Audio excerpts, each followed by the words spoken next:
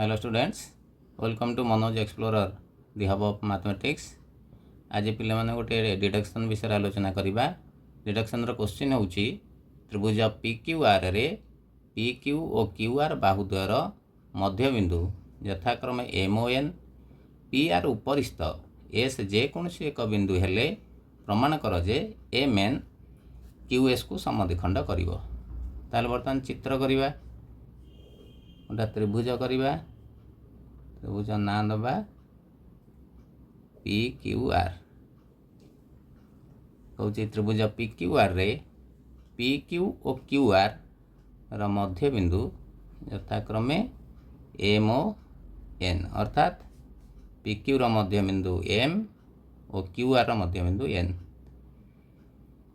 P R उपरिस्थ S जेकोसी एक बिंदु ताले प्रमाण करिबा एम एन। ताने एम एन टा एठी हमें जोग करिबा एम एन क्यू एस को समद्विखंड करिवो बोली हमें प्रमाण करिबा। क्वेश्चन बुझी पाइल पिले? आउ थर देख, से कहूँ त्रिभुज पी क्यू आर रे पी क्यू और क्यू आर मध्य बिंदु यथाक्रमे एम ओ एन पी आर उपरिस्थ एस जेकोसी एक बिंदु हेले आमे प्रमाण करिबा Q S M N Q S को समद्विखंड करिवो।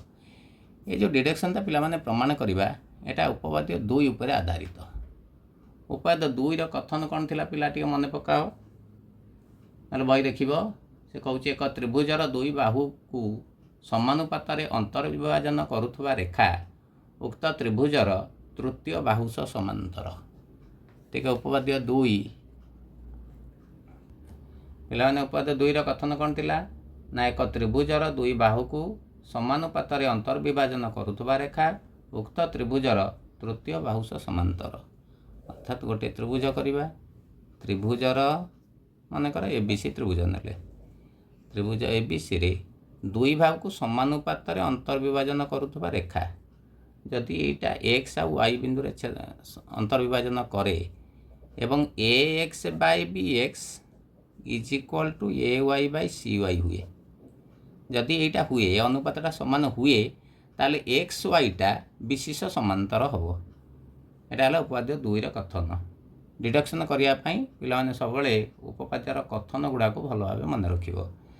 ताले एटा को व्यवहार करिकी हमें केमिति प्रमाण करिबा डिडक्शनटा देखिबा। ताले चित्र बुझितलो पिले, से कहउतला त्रिभुज पी क्यू आर रे पी क्यू रो मध्य बिंदु एम क्यू आर रो मध्य बिंदु एन पी आर उपरिस्थ एस जेकोसी एक बिंदु आम प्रमाण करिबा एम एन क्यू एस को समद्विखंड करिबा बोली। ताले कौन लिखिबा ना आगे दत्त लिखिबा। मु कहिछि सब बेले डिडक्शन रो दत्त लिखिला बेले क्वेश्चन देखिकी लिखिबो।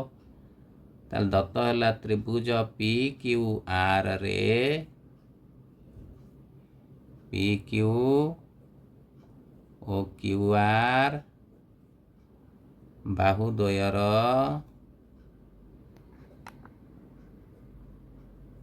मध्य बिंदु यथाक्रमे एम ओ एन।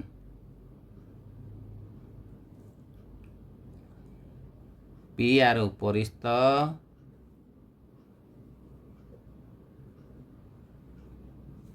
एस जेकोसी एक बिंदु। तापर दत्त पर कौन प्रामाण्य कौन प्रमाण करिबा ना एम एन क्यू एस को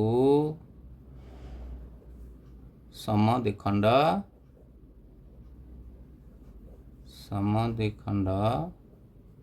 करिबो। दत्त प्रामाण्य क्वेश्चन देखि लिखिदेव। ये गोटा अंकन लिखिथिबा अंकन रे कौन लिखिबो ना एम एन ओ क्यू एस रो छेद बिंदु ओ हेउ। ये जो एम एन आ क्यू एस तार छेद बिंदु को ओ नहीं जिबा ताले प्रमाण प्रमाण आरंभ करिया। देख वर्तमान त्रिभुज पी क्यू आर रे पी क्यू रो मध्यबिंदु एम, यदि पी क्यू रो मध्यबिंदु एम हैला एटा Dutt,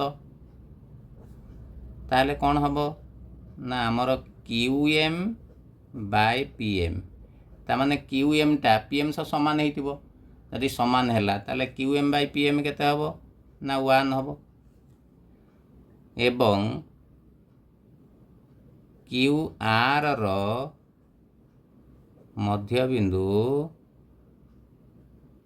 N, that implies Q N by N R is equal to 1। एटा को आई कर दियो, एटा 2 आई कर दियो, ताहले आई और 2 आई इम्प्लाइज आई टू आर आम कौन पाइबा ना Q M by P M रो मूल्य हला 1, Q N by N R रो मूल्य हला 1, तामाने आर एच दुटा समान 1 1 हेतु ए दुटा परस्पर समान हो कि नहीं।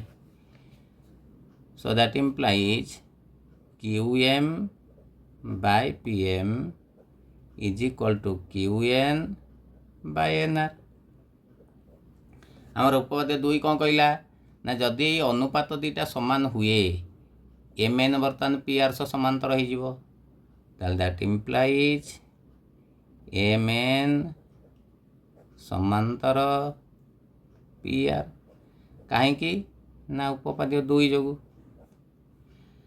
अच्छा जदि एम एन समांतर पी आर हैला, so that implies M O समांतर पी एस हम कि नहीं, एम ओटा पी एस समांतर हो, कहीं ना जेहेतु M two O two N एवं P two S two R, तामाने एम एन उपरे ओ अच्छी एवं पी आर उपरे एस अच्छी, तेणु एम ओटा पी एस सह समांतर हो।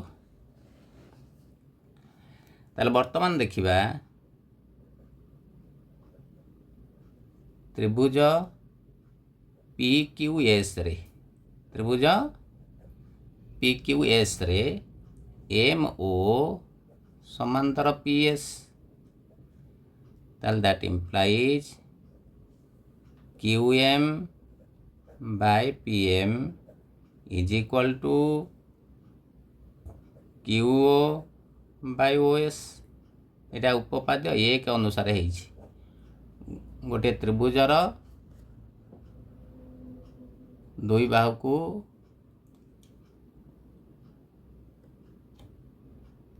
ताले आम कौन पाइले बर्तमान त्रिभुज क्यू पी एस रे एम ओ समांतर पी एस, तेणु उपपाद्य 1 अनुसार Q M by P M is equal to Q O by O S हम।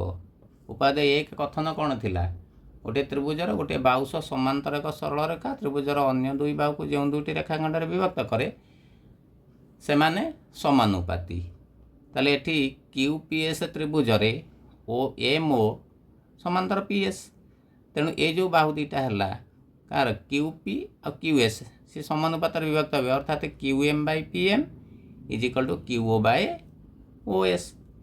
किंतु आम इक्वेशन आई रे कौन पाई Q M by P M केते 1, बर्तमान यहीटा को थर्ड आई करदे,